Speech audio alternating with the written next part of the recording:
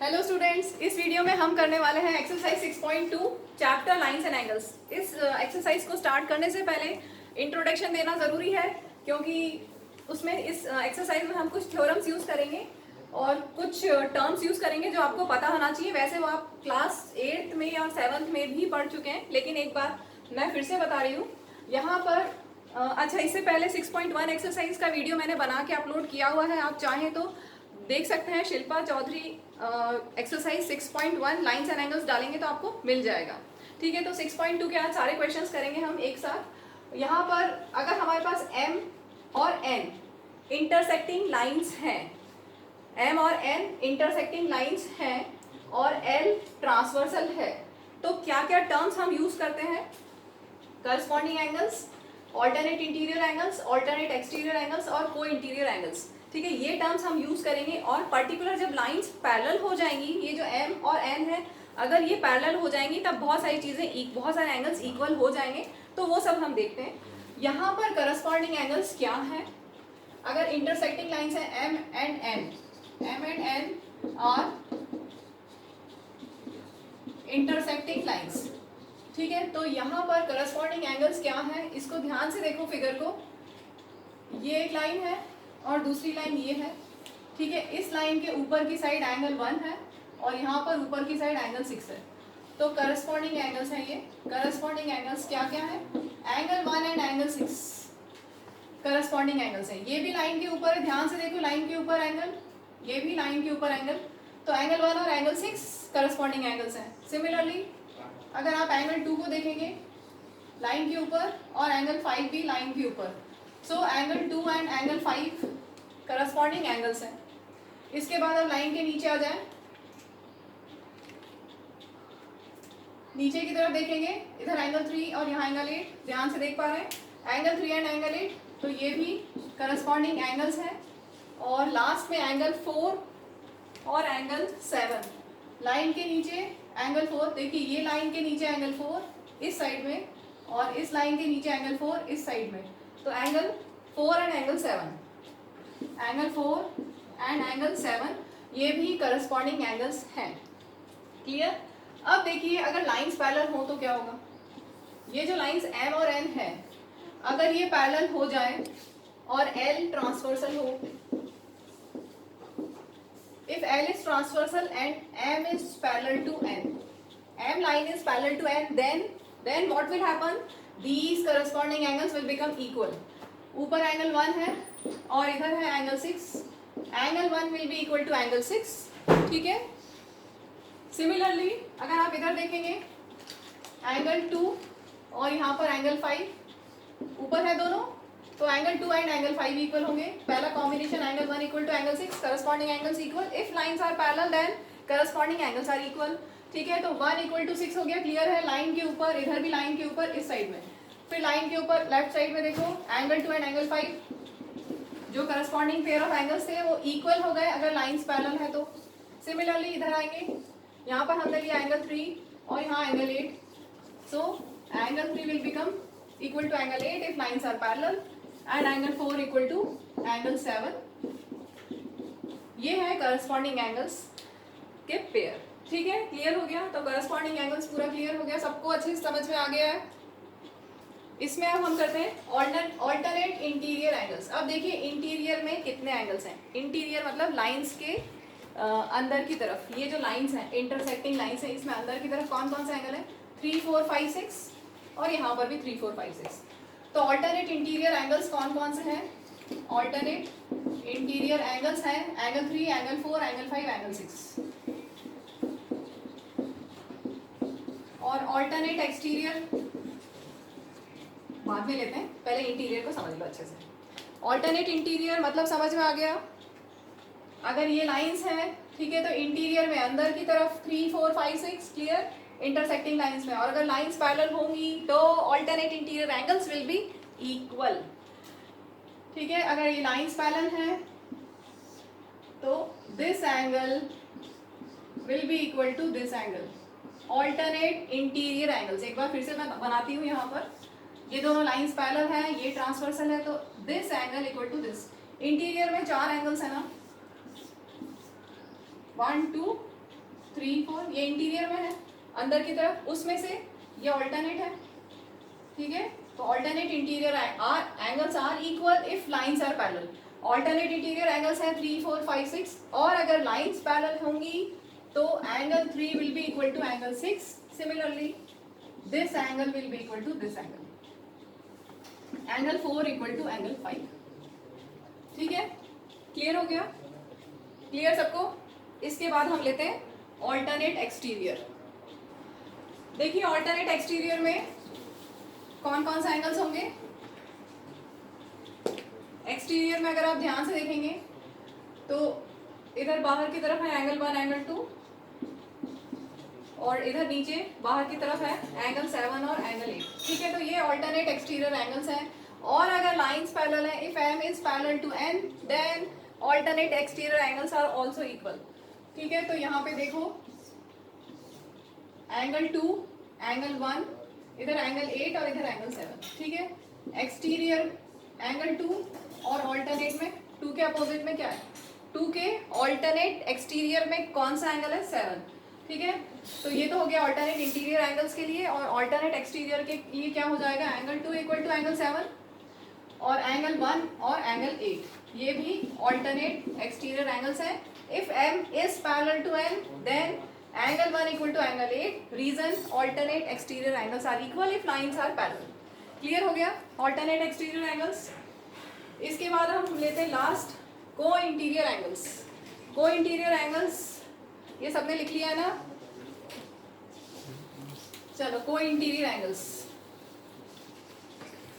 को इंटीरियर, को का मतलब होता है एक साथ में जो हो, इंटीरियर में एक साथ में मतलब ट्रांसवर्सल के एक साइड में।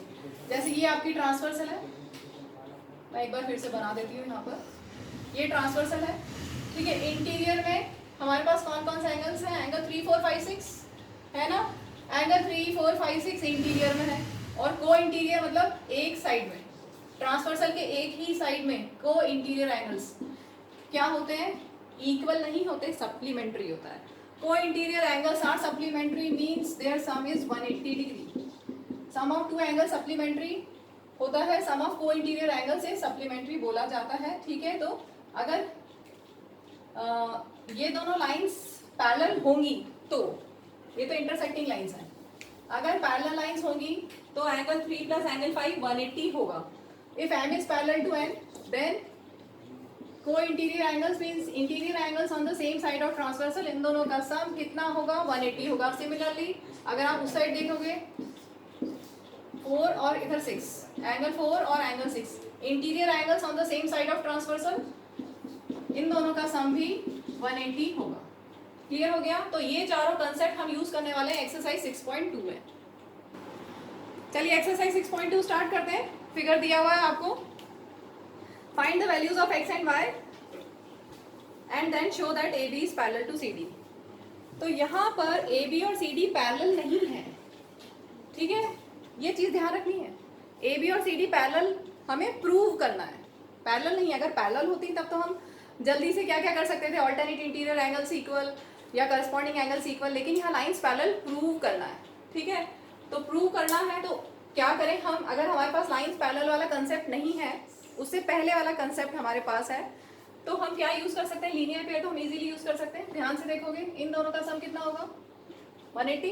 ठीक है, तो यहाँ पर अगर कोई भी लाइन होती है, स्ट्रेट लाइन है, तो क्लियरली 50 प्लस एक्स तो 180 होगा। रीजन क्या होगा, straight line, because this is a straight line. Straight line नहीं, हम लिखेंगे लीनियर पेयर, स्ट्रेट लाइन भी लिख सकते हैं। स्ट्रेट लाइन है तो इन एंगल्स का सम 180 होगा, और ये लीनियर पेयर भी फॉर्म कर रहे हैं। ठीक है, ये 50 डिग्री है और इधर x है, तो ये दोनों एंगल्स मिला के लीनियर पेयर बना रहे हैं, दोनों का सम 180 है। ठीक है, सो x will be 180 minus 50, so x is 130 degree. अब देखो x 130 डिग्री आ गया। ठीक है, फिगर वापस से देखेंगे, ये 130 डिग्री हमें मिल गया है x, और ये 130 डिग्री गिवन है। तो ये दोनों कैसे एंगल्स हैं, करस्पॉन्डिंग एंगल्स है, या ऑल्टरनेट इंटीरियर है, या ऑल्टरनेट एक्सटीरियर है, या को इंटीरियर एंगल्स का सम 180 होता है, वो वाला कंसेप्ट। इन चारों में से हम यहाँ क्या यूज कर सकते हैं, ये आपको देखना पड़ेगा। अगर इन दोनों एंगल्स का सम सॉरी, अगर ये दोनों एंगल्स इक्वल हैं, दैट मीन्स क्या है, ये कौन से एंगल्स हैं, करस्पॉन्डिंग एंगल्स हैं। अगर करस्पॉन्डिंग एंगल्स इक्वल है, करस्पॉन्डिंग एंगल्स इक्वल है तो क्या होगा, लाइंस पैरेलल होंगी। बस आपको ये देना है, since x equal to 130 degree, और इसको भी नेम देना पड़ेगा। यहाँ पर हम एंगल z ले लें and z equal to 130 degree given, that means AB is parallel to CD। Reason क्या होगा, करस्पॉन्डिंग एंगल्स।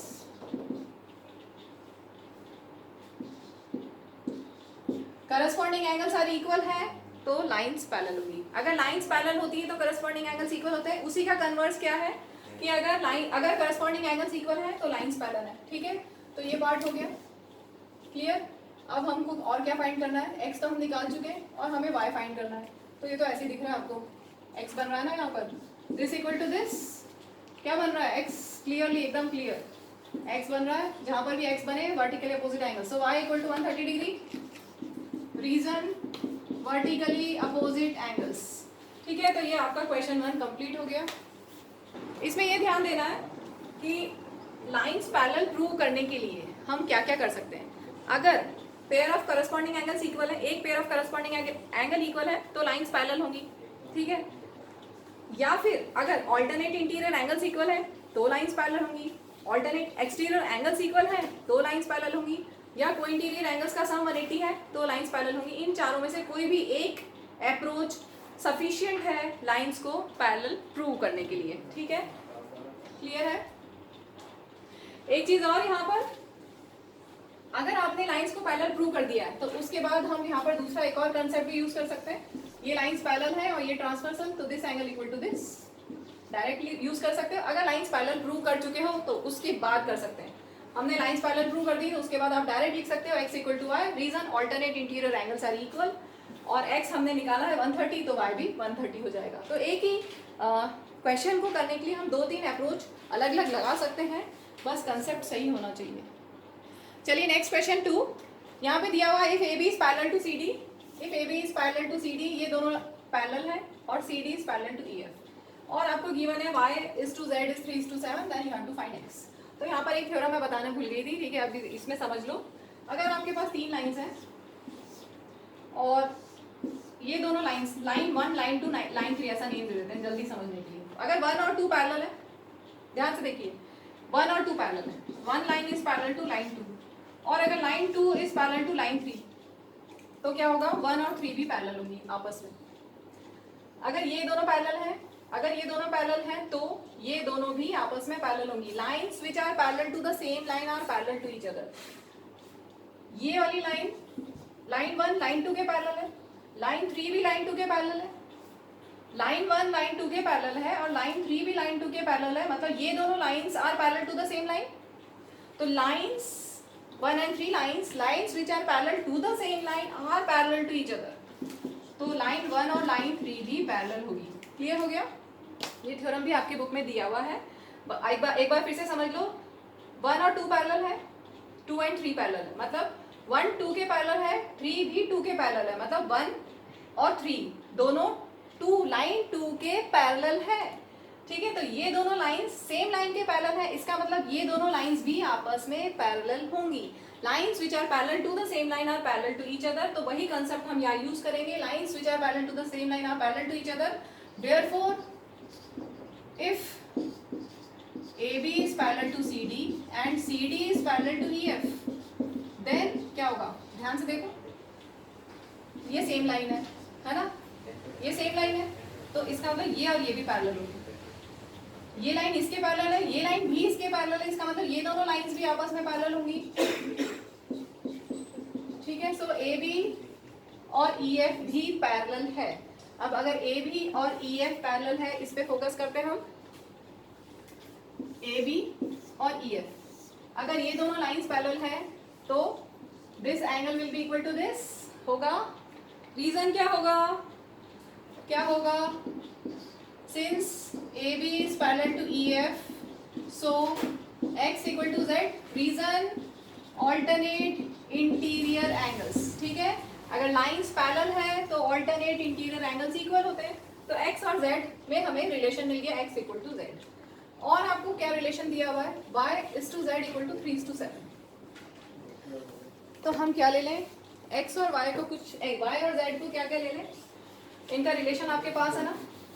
तो लेट y इक्वल टू कितना लें, let y equal to 3a and z equal to 7a। ठीक है, इसमें एक मिस्टेक जो बच्चे कर देते हैं, ध्यान से देखना। आपको दिया हुआ है y/7 इक्वल टू नहीं y/z इक्वल टू 3:7। ठीक है, नॉर्मली हम क्या करते हैं, जब भी ऐसा रेशियो दिया होता है तो let y equal to 3x and z equal to 7x। Normally बच्चे ऐसा करते हैं और ये गलत हो जाता है, क्योंकि यहाँ पर x कुछ और है, यहाँ पर x कुछ और है, यहाँ पर x इनका खुद का कुछ अलग एंगल है, इसलिए यहाँ पर x नहीं लेना है। ध्यान दीजिए, x यहाँ पर हमें नहीं लेना है। नॉर्मली हम ऐसा रेशियो दिया होता है तो let y equal to 3x z equal to 7x और इनको सॉल्व कर लेते हैं, गलत हो जाएगा।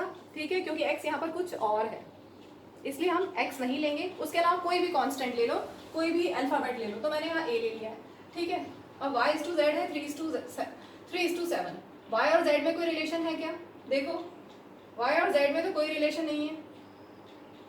अब क्या करें, x और y में कोई रिलेशन मिल रहा है आपको, x प्लस वाई कितना होगा, देखो ध्यान से, x प्लस वाई कितना होगा, 180 होगा, क्योंकि ये क्या है, co interior angles, interior angles on the same side of transversal. ठीक है, तो x plus Y equal to 180, reason co interior angles, और कौन सी लाइंस पैरेलल है, A B is parallel to C D, क्योंकि यहाँ अलग अलग कॉम्बिनेशन है ना, तो इसलिए हमने स्पेसिफाई कर दिया कि A B C D parallel है, तो x प्लस वाई 180 है। क्लियर हो गया, ये ए बी और सी डी पैरेलल है, तो दिस प्लस दिस 180 हो गया। को इंटीरियर एंगल्स का सम 180 होता है। अब x की जगह हम क्या लिख सकते हैं, z लिख सकते हैं, x की जगह z और y एज इट इज 180। अब z और y तो हम यहाँ से सॉल्व कर सकते हैं, लेकिन कितना दिया हुआ है, z हमने लिया है 7a और y हमने लिया है 3a, इन दोनों का सम है 180। ठीक है, सो 7a plus 3a 10a is 180, that means a is 180 by 10 18 degree.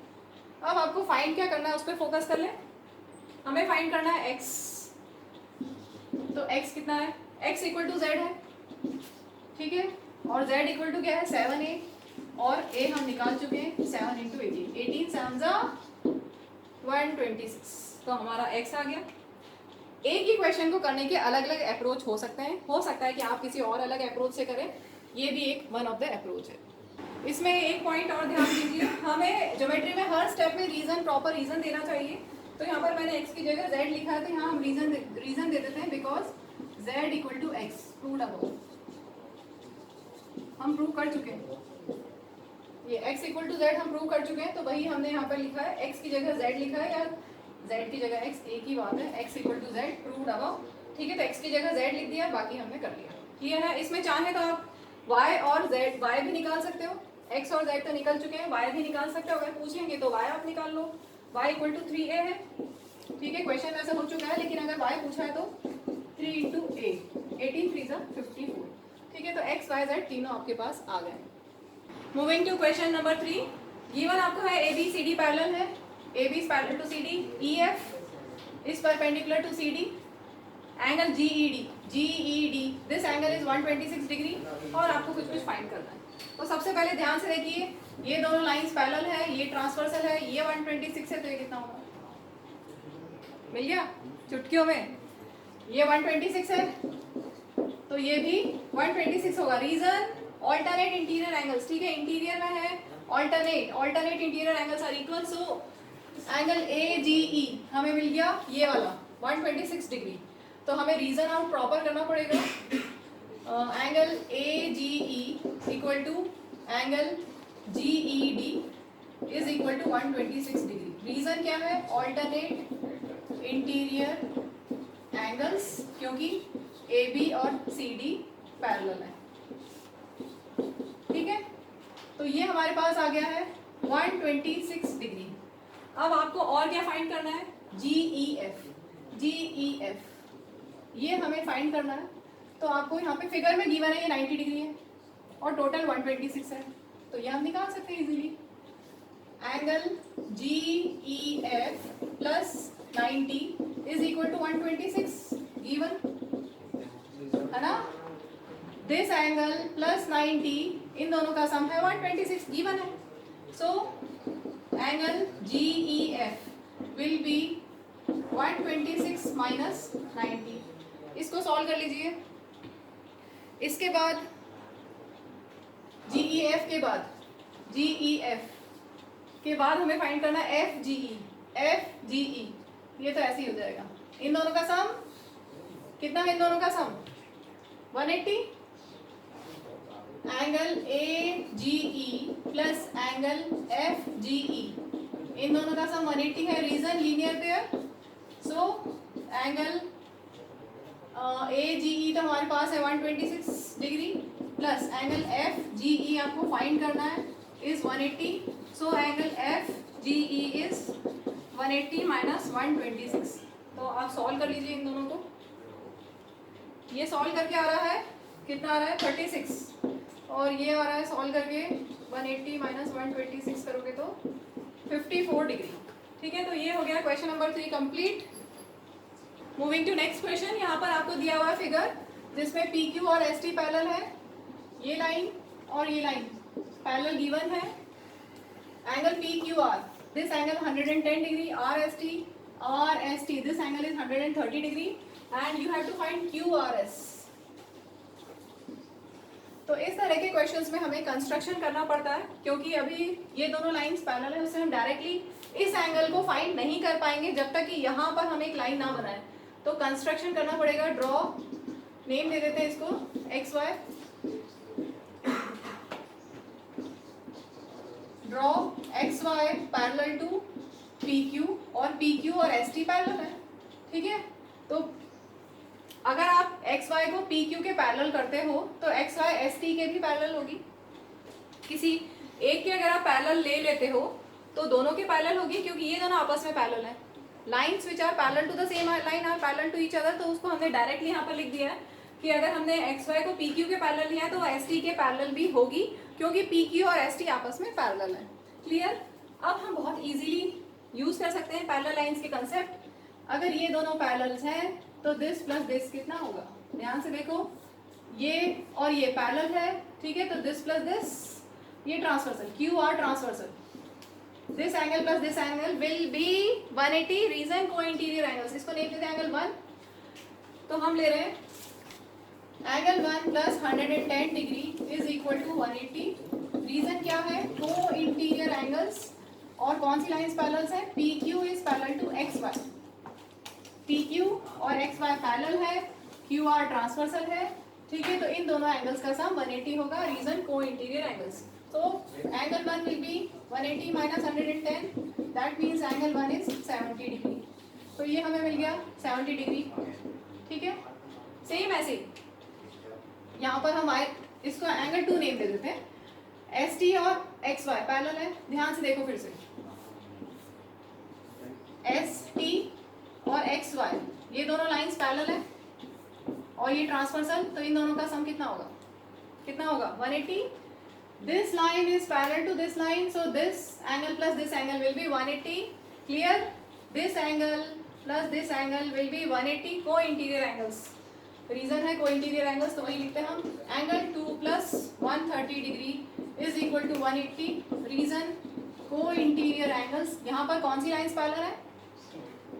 ST and XY. ST is parallel to XY. ठीक. यहाँ से एंगल 2 हम निकाल लेते हैं. 180 minus 130. So angle 2 will be 50 degree. अब देखो एंगल 1 और एंगल 2 आपने निकाल लिया तो जो बीच का एंगल है वो निकाल सकते हो आप क्योंकि XY स्ट्रेट लाइन है.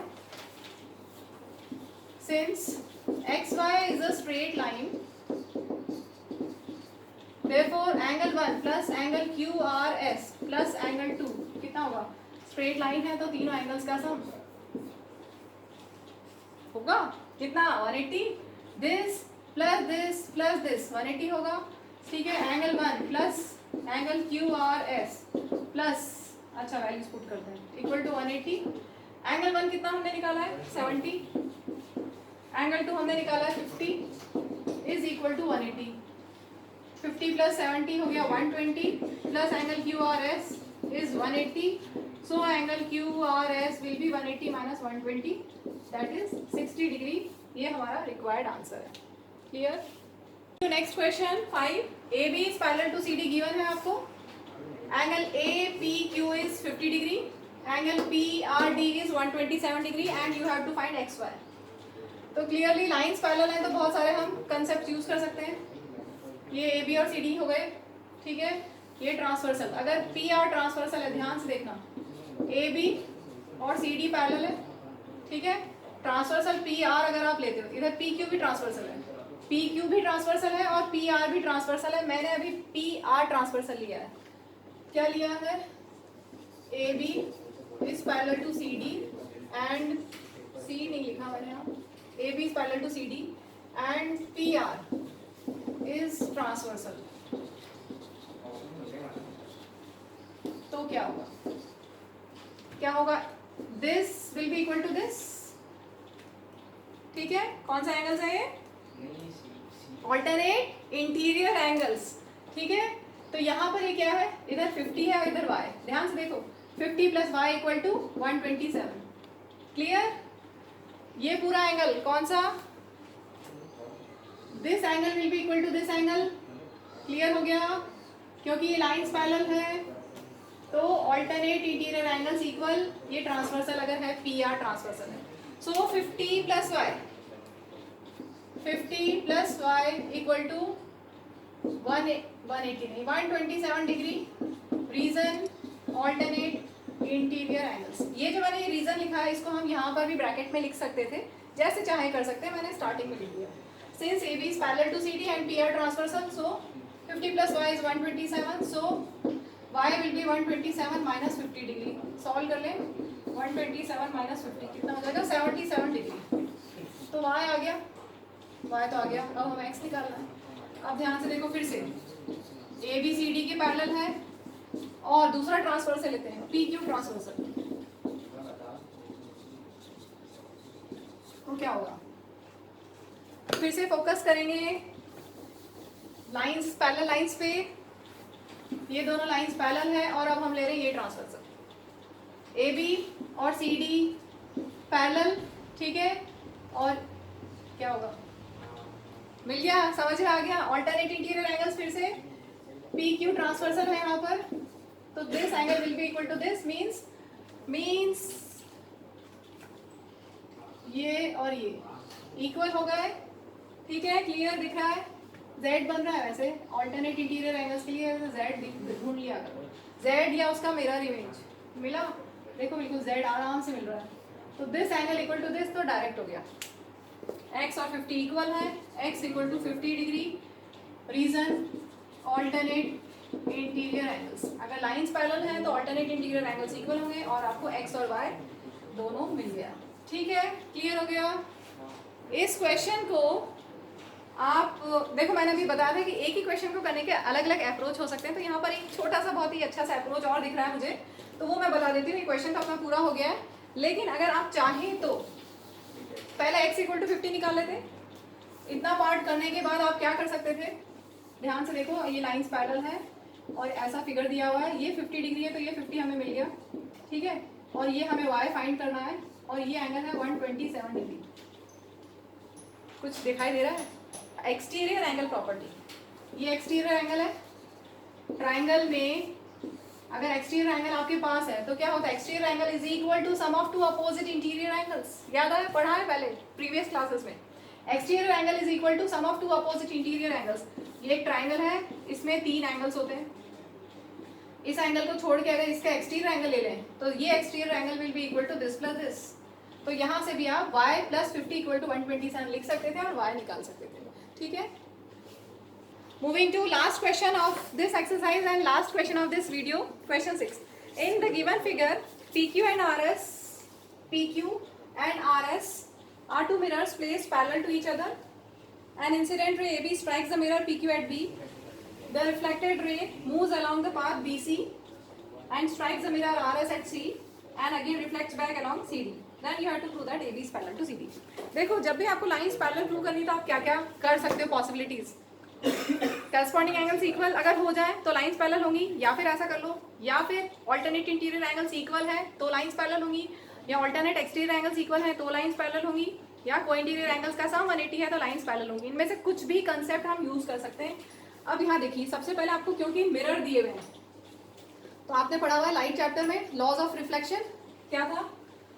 अगर एक मिरर है और उस पर लाइट रे इंसिडेंट होती है तो ये पॉइंट ऑफ इंसिडेंस होता है। सपोज ये मिरर हमारा नीचे वाला RS मिरर है, this is incident ray for mirror RS, ठीक है। तो पॉइंट ऑफ इंसिडेंस पे आप नॉर्मल बनाएंगे, नॉर्मल मीन्स परपेंडिकुलर, तो और ये रिफ्लेक्टेड रे है तो angle of incidence equal to angle of reflection होता है। ये आपने पढ़ा हुआ है, लॉज ऑफ रिफ्लेक्शन में पढ़ा है ना लाइट चैप्टर में। Angle of incidence is equal to angle of reflection. Angle of incidence क्या होता है? Angle between incident ray and normal.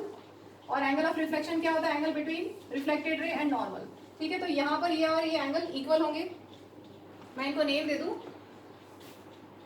थोड़ा सा कंस्ट्रक्शन भी करेंगे हम यहाँ पर।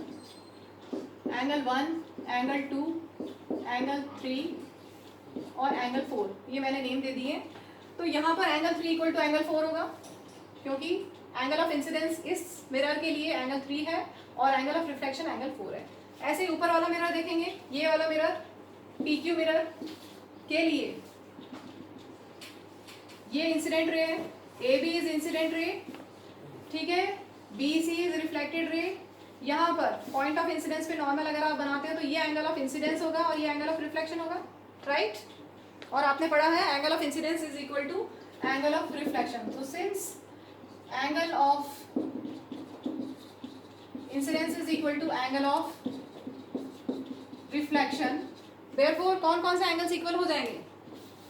मिरर PQ के लिए कौन से एंगल्स इक्वल होंगे? एंगल 1 इक्वल टू एंगल 2, ठीक है। एंगल 1 इक्वल टू एंगल 2 होगा। ये एंगल ऑफ इंसिडेंस है, ये एंगल ऑफ रिफ्लेक्शन है, क्लियर हो गया। सेम ऐसे ही मिरर RS के लिए यहाँ पे मैं लिख दूं फॉर मिरर PQ। ऐसे ही नीचे अगर आप देखेंगे ये हमने नॉर्मल बनाया तो एंगल ऑफ इंसिडेंस इस मिरर के लिए ये एंगल ऑफ इंसिडेंस है और ये angle of reflection. This is RS mirror है, C पॉइंट ऑफ इंसिडेंस है, BC incident ray, CD reflected ray and this is normal. So angle of incidence is equal to angle of reflection, ठीक है। Angle 3 equal to angle 4 for mirror RS, ठीक है। तो आपको 1, 2, 3, 4 इनके कुछ कुछ रिलेशंस मिल गए। अब मैंने यहाँ पर कंस्ट्रक्शन भी दिया हुआ है, ABCD आपको नेम दिया हुआ है, इनको E और F नेम दे देते हैं। और यहाँ पर एक थ्योरम और हम यूज करने वाले हैं, ध्यान से सुनिए। अगर दो लाइंस पैरेलल है, PQ और RS पैरेलल है ना, यहाँ अगर PQ और RS पैरेलल है, पैरेलल लाइंस के बीच में अगर परपेंडिकुलर्स ड्रॉ करोगे तो वो पैरेलल हो जाएगा। परपेंडिकुलर्स अगर आप ड्रॉ करते हो between parallel lines, perpendiculars between parallel lines are parallel, समझ में आया? ये दोनों लाइंस पैरेलल हैं, इन पे अगर हमने परपेंडिकुलर ड्रॉ किए हैं तो ये परपेंडिकुलर भी पैरेलल होंगे। Perpendiculars drawn between parallel lines are parallel, इसका मतलब हमने जो कंस्ट्रक्शन किया है, पहले स्टार्टिंग में कंस्ट्रक्शन कर दे, ठीक है। एक स्टेप स्टार्टिंग में आप लिख लीजिएगा, कंस्ट्रक्शन क्या? Draw BE perpendicular to RS और CF परपेंडिकुलर टू RS लो या PQ लो क्योंकि वो आपस में पैरेलल है। अगर हमने BE को RS के परपेंडिकुलर लिया है तो BE PQ के भी परपेंडिकुलर होगी क्योंकि वो आपस में पैरेलल है। CF हमने RS के परपेंडिकुलर लिया है तो वो PQ के भी परपेंडिकुलर है, ठीक है, ठीक। CF RS के भी परपेंडिकुलर है, PQ के भी परपेंडिकुलर है। तो ये जो परपेंडिकुलर्स हैं, परपेंडिकुलर्स क्या क्या है? BE and CF। तो perpendiculars between parallel lines are parallel, so BE is parallel to CF। समझ में आया? BE is parallel to CF क्यों हुआ? क्योंकि ये दोनों परपेंडिकुलर्स हैं between parallel lines. Parallel lines के बीच में कितने भी परपेंडिकुलर्स बना लो आपस में पैरेलल मिलेंगे, ठीक है। अब अगर लाइंस पैरेलल है BE और CF, ध्यान से देखो, अब ध्यान से, बहुत ध्यान से, BE और CF पैरेलल है तो क्या होगा?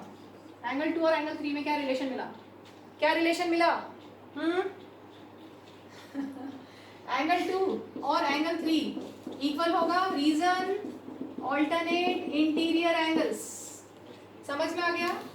और साथ में ट्रांसवर्सल कौन सी, BC, समझ में आया या कंफ्यूज हो रहे हो? ये दोनों लाइंस पैरेलल है, BC ट्रांसवर्सल है, यहाँ पर ये दोनों लाइंस पैरेलल, ठीक है। ये दोनों को छोड़ दो, वापस बनाए। BE और CF लेते हैं। BE और CF अभी हमने प्रूव किया पैरेलल है और ये ट्रांसवर्सल, तो this angle equal to this angle होगा, मिला, आप समझ में आया। यहाँ पर एंगल 2 है और यहाँ एंगल 3, ठीक। तो angle 2 equal to angle 3, reason alternate interior angles. अब हम आगे बढ़ते हैं। अगर एंगल 2 इक्वल टू एंगल 3 है तो इसके बाद एक स्टेप और हम क्या लिख सकते हैं, मैं यहाँ पे पहले एंगल 2 इक्वल टू एंगल 3 लिख रही हूँ। दोनों साइड 2 से मल्टीप्लाई कर सकते हैं, सेम नंबर से मल्टीप्लाई कर सकते हैं, ठीक है।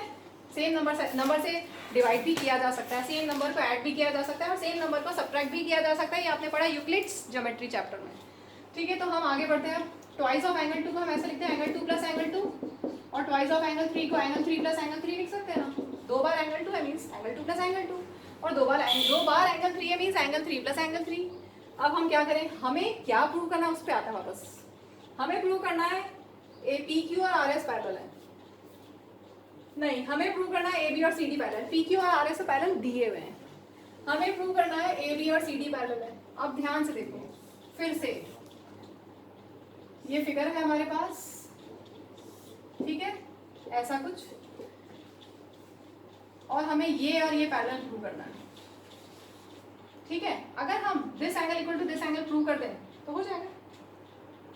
ये क्या है, ऑल्टरनेट इंटीरियर एंगल्स। अगर ऑल्टरनेट इंटीरियर एंगल्स इक्वल हो गए तो ये लाइंस पैरेलल होंगी ना।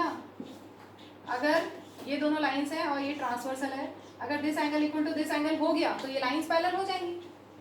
तो हम वही प्रूव करने वाले हैं यहाँ पर, एंगल 2 प्लस एंगल 2। अब एक एंगल 2 की जगह आप क्या लिख सकते हो, यहाँ से एक एंगल 2 की जगह एंगल 1, एक एंगल 2 एज इट इज, एक एंगल 3 की जगह एंगल 4 और एंगल 3 एज इट इज। कहाँ से, फ्रॉम फर्स्ट एंड सेकंड, इनको नेम दे दे इक्वेशंस को, ये फर्स्ट इक्वेशन और ये सेकंड इक्वेशन, ठीक है।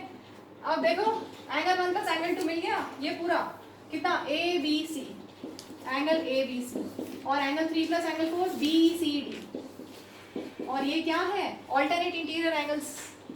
Since alternate interior angles are equal, so AB is parallel to CD, hence prove. एक बार फिर से बता देती हूँ ब्रीफ में जल्दी से, हमें यहाँ पर प्रूव करना है AB और CD को पैरेलल।